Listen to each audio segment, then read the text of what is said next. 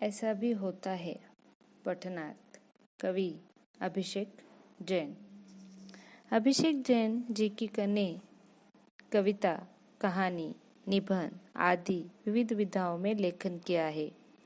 अनुभवों पर आधारित अपनी रचनाएं विविध पत्र पत्रिकाओं में नियमित छपती रहती है। पद्य संबंधी मूलतः जापान की लोकप्रिय विधा है। इसे विश्व की सबसे छोटी कविता कहा जाता है। इसे हाइक्यू से भी पहचाना जाता है। 5वें दशक से हिंदी साहित्य ने खुले आम मन से हाइक्यू को स्वीकार किया है। हाइक्यू कविता 5, 7, 5, 17 वर्ण में ढांचे में लिखी जाती है।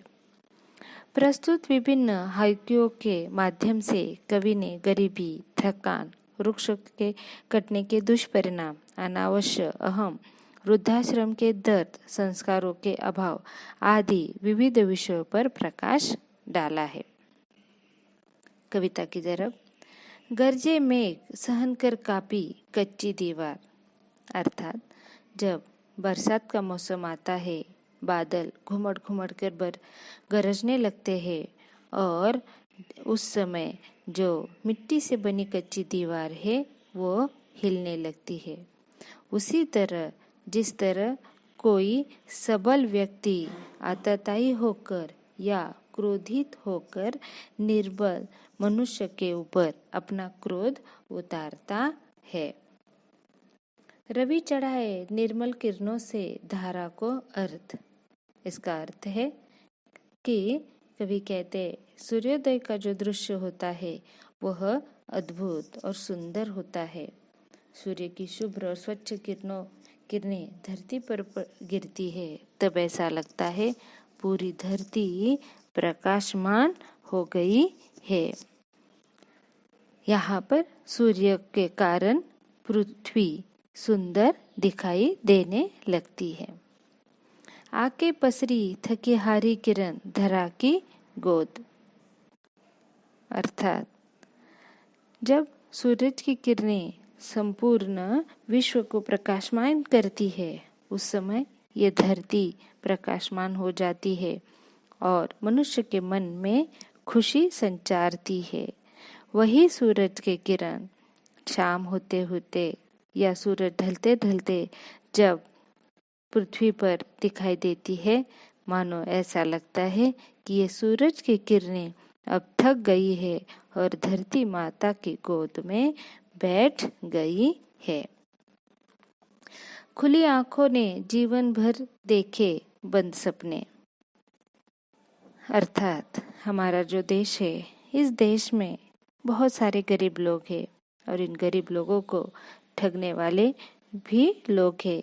वो हमेशा इन बेचारे गरीब लोगों को अलग अलग प्रकार से ठग लेते हैं। उन्हें अपने जीवन में झूठी आशाएं दिखाते हैं और इस कारण उनके जीवन भर वो दिखे हुए सपने कभी भी पूरे नहीं होते। कटते तरु उजड़ा आशियाना रोए पखेरु, अर्थात कवि का कहना है कि आजकल समाज में वृक्ष यानी पेड़ अंधाधुंध तरीके से कटाए जा रहे, जंगल के जंगल साफ किए जा रहे हैं। इसके कारण प्राणियों को छाया नहीं मिल पाती, उनके घर, उनके घोंसले उजाड़ हो जाते हैं और इसीलिए ये पंछी रोते रोते घूम फिर रहे हैं और अपने लिए खुद आशियाना ढूंढ रहे हैं। बच्चे पतंग, माँ बाप थामे डोर, छूते गगन, अर्थात कवि का कहना है कि बच्चे पतंग जैसे होते हैं, वो खुले आसमान में उड़ना चाहते हैं, लेकिन ये बच्चे खुले आसमान में उड़ने के साथ साथ उनकी डोर हमेशा अपने माता पिता के हाथ में ही रहती है। तन माटी का फिर कैसा गुमान कद काठी का, अर्थात कवि का कहना है इस पृथ्वी पर जो मनुष्य पैदा होता है, ज्ञान पाता है, बड़ा हो जाता है, उसमें गर्व भर जाता है। जब घमंड उसमें अंदर आ जाता है तो वो भूल जाता है कि ये जो शरीर है वो मिट्टी का बना हुआ है। एक न एक दिन उसे यह शरीर यहाँ पर ही छोड़कर चले जाना है। इतना जानने के बाद भी मनुष्य अपने आप को हमेशा सबसे अलग और सबसे महान मानता है और अपने आप पर गर्व करता है। उड़ा पखेरु देखता रह गया ठगासा तरु। अर्थात कवि का कहना है, जब पेड़ पर अलग अलग प्रकार के पंछी बैठते हैं, उनकी चहचहाट से वो पेड़ एक अलग सा जान महसूस करवा देता है। लेकिन जब ये पेड़ पर जो पंछी है वो उड़ जाते हैं तो वो पेड़ लूटा हुआ, खाली, उदास दिखाई देता है।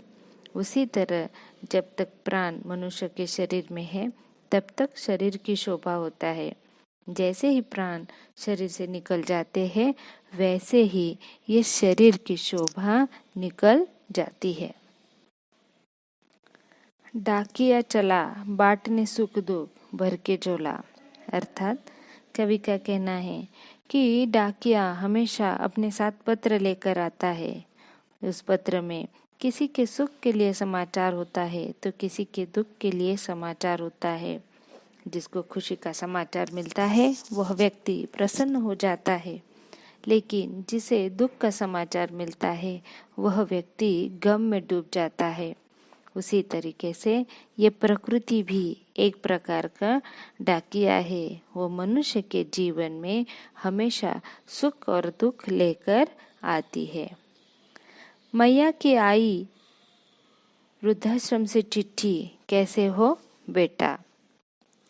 अर्थात कवि का कहना है कि हर माँ के लिए उसका अपना बेटा सब कुछ होता है।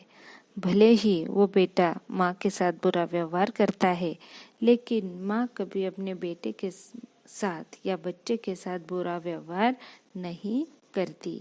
उनका कहना है, जब कभी एक आध बेटा अपनी माँ को वृद्धाश्रम में छोड़कर आता है, मन ही मन में वो सोच लेता है कि मैंने माँ से छुटकारा पाया, लेकिन वही माँ अपने बेटे को चिट्ठी लिखकर हमेशा उसके सकुशल होने की कामना करती है।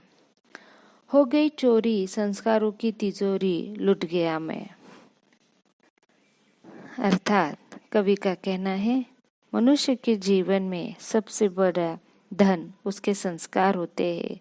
अगर वो व्यक्ति के जीवन में संस्कार है तो वो व्यक्ति सबसे धनी है, लेकिन अगर उस व्यक्ति के जीवन में संस्कार नहीं है तो उस व्यक्ति इतना दुखी और गरीब दूसरा कोई नहीं है। इसीलिए मनुष्य ने हमेशा अपने संस्कारों को ध्यान में रखते हुए उसे हमेशा अपने पास रखना चाहिए। कभी भी संस्कार को छोड़कर व्यवहार नहीं करना चाहिए। अर्थात जो व्यक्ति संस्कारी होता है उसी व्यक्ति पर भगवान की कृपा होती है और वही व्यक्ति संपूर्ण जीवन में खुश रहता है, सुखी और सफल जीवन पाता